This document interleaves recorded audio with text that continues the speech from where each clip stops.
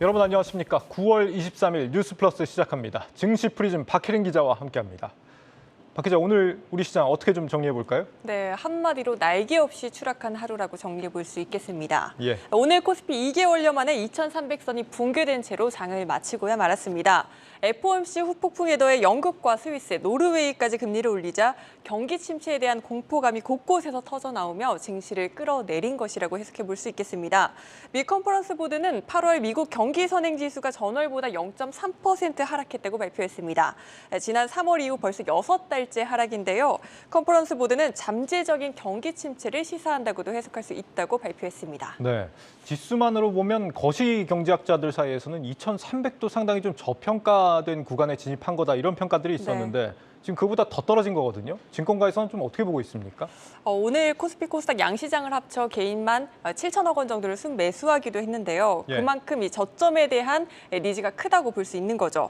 그렇지만 증권가에선 추가 하락을 점치고 있습니다. 최근에 대신증권 제가 많이 거론하고 있는데 대신증권은 가장 보수적으로 보면 2,050선까지도 제시했습니다.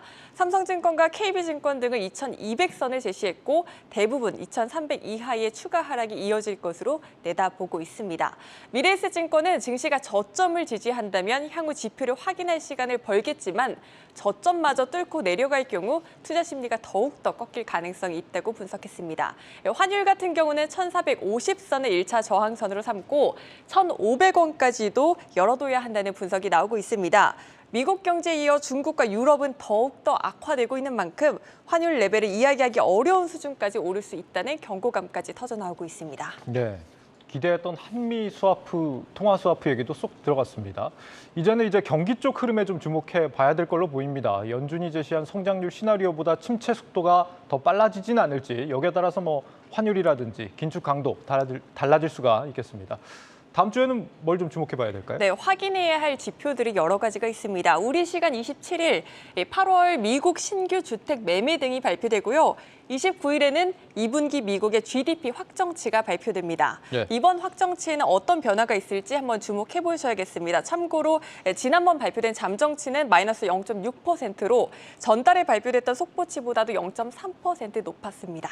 30일에는 미국의 8월 개인소득과 개인소비 지출이 발표됩니다. 연준이 통화정책의 기준으로 삼고 있는 물가지표는 CPI가 아니라 PC입니다. 예. 연준은 변동성이 큰 에너지와 식료품 가격을 제외한 이 근원 PC 물가 상승률을 2%로 목표로 삼고 있습니다. 연준이 전통적으로 선호하는 데이터인 만큼 꼭 체크하시기 바라겠습니다.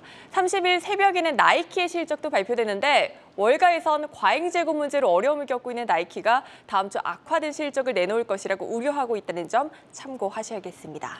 네, 이번 주 참 답답한 소식만 있었는데 좀 긍정적으로 기대할 만한 일정 같은 건 없을까요? 있습니다. 다음 주 30일 한국이 세계 국채 지수에 편입될지 첫 윤곽이 가려집니다.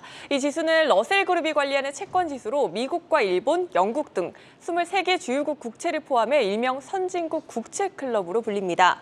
이 지수에 따라 투자금을 결정하는 규모만 우리 돈으로 약 3,478조 원에 달하고요.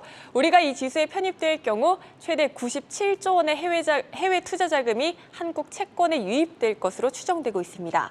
이렇게 해외 자금이 유입되면 환율 안정화와 함께 코리아 디스카운트도 해소될 수 있다는 기대까지도 나오고 있습니다. 네, 97조 원이면 엄청난 금액인데 가능성이 얼마나 되는지 좀 궁금합니다. 이번이 처음 도전이 아니라고요? 네, 그렇습니다. 2009년에도 시도를 했지만 무산된 바 있었습니다.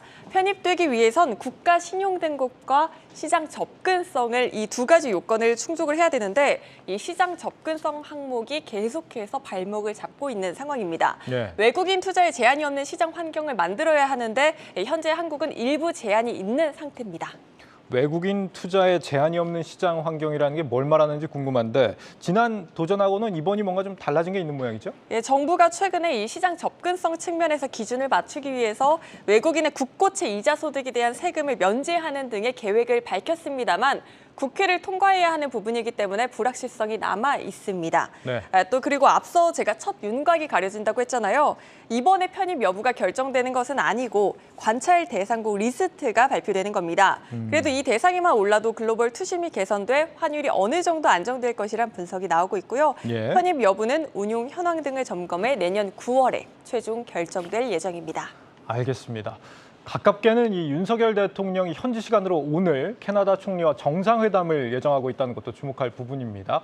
캐나다는 2차 전지 핵심 광물 매장량이 풍부한 나라고 이미 양국 정상이 지난 6월에 공급망 협력을 강화하기로 약속하기도 했습니다.